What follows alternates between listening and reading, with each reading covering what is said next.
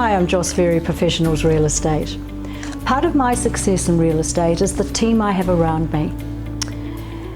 These are the people that I go to where I have a situation where my buyer or seller needs extra advice. And I would like to introduce you to Roy Adams from Asset Consulting. Roy runs classes for people who are looking to invest, who are looking to find ways of releasing asset within their home, their actual home. So Roy, how can I retire using property investment? The reason that we came to Joss's Open Home, I came with clients and we were looking for suitable property for them for retirement.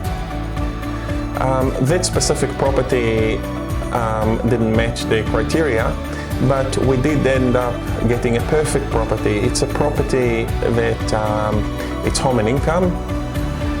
They made $200,000 equity profit, and it generates $12,000 a year cash flow. It's cash flow positive after expenses are paid out. The question is, how do you retire on property? So many people might think that owning debt-free home will be sufficient for retirement. Well, it's not quite right for many people, because you still have to pay rates, insurance, bills, put food on the table. So if you're only relying on pension, it might be a bit tight. In order to retire using property, what you can do is, first of all, build sufficient asset base of properties, and then when you're ready to transition into retirement, reduce the debt. So you can do it by, say, selling a few properties, and that will reduce the debt on the remaining properties, and therefore the rent will generate excess cash flow for you.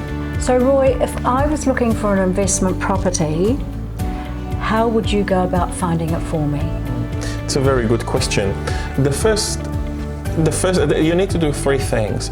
The first is actually work out the criteria. You see, property investment is means to an end. It's not about accumulating property, it's about working out what the portfolio needs to look like to achieve your goal. So if your goal, say, is to retire in 10 or 15 years and get $100,000 a year passive cash flow, then how does the portfolio need to look like?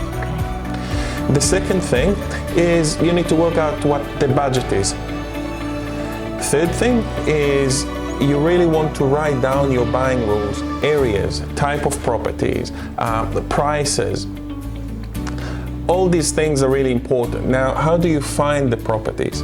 So what I do is I put saved searches on realestate.co.nz and TradeMe.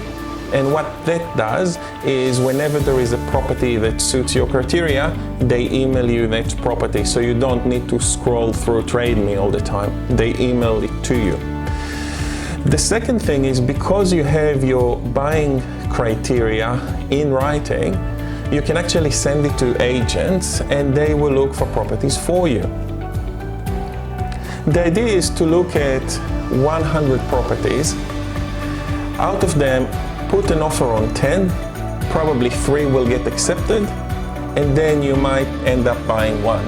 Now, looking at 100 properties sounds a lot, but what it actually does, it enables you to become an area expert, so when you see a deal, you'll be able to recognize it in a flash.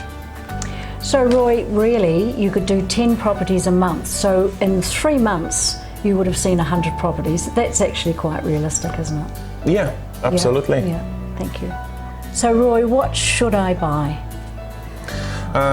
It's very much like buying a car, all right? You first need to work out what the purpose of the car is. You know, if you need the car to drive you from A to B in the city, it will probably be useless to get a big truck, all right? Yeah. So your property investment is a means to an end. So you need to work out what your end goal is, and then the portfolio and the properties in it need to bring you closer to the goal. Now, it's really important to work it out before you actually go and even look at properties, because you might end up spending a whole lot of time looking at properties that are not even suitable to your strategy if you didn't work out your strategy first. Roy, how do you do the numbers? So let's see how you can quickly work out the cash flow on a property, investment property that you're considering to buy. So you have to start with the rent. So get the conservative rent multiplied by 52, so you get the annual rent. Okay. Now out of that you need to deduct the rates, the insurance, the property management, and the total is basically the net rent before mortgage repayments. Now let's assume that your mortgage interest rate is 3.5 interest only. So you take out the net annual rent divided by 3.5%, and you will get the borrowing that this level of rent can support. So for example, if your rent is $500 a week, $26,000 a year, and you deduct rates, insurance, property management, I took average numbers here, then you will get about $21,000 net rent at 3.5% interest rate. It will support borrowing of $590,000. Now, if you pay less than $590,000, it will be cash flow positive.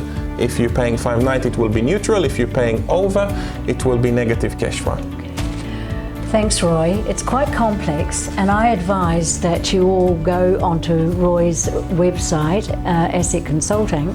You'll find his details there, and make sure that you come to one of his evening programs where he can go into detail on a whiteboard, and you'll go away with solid information. Thank you. Thank you.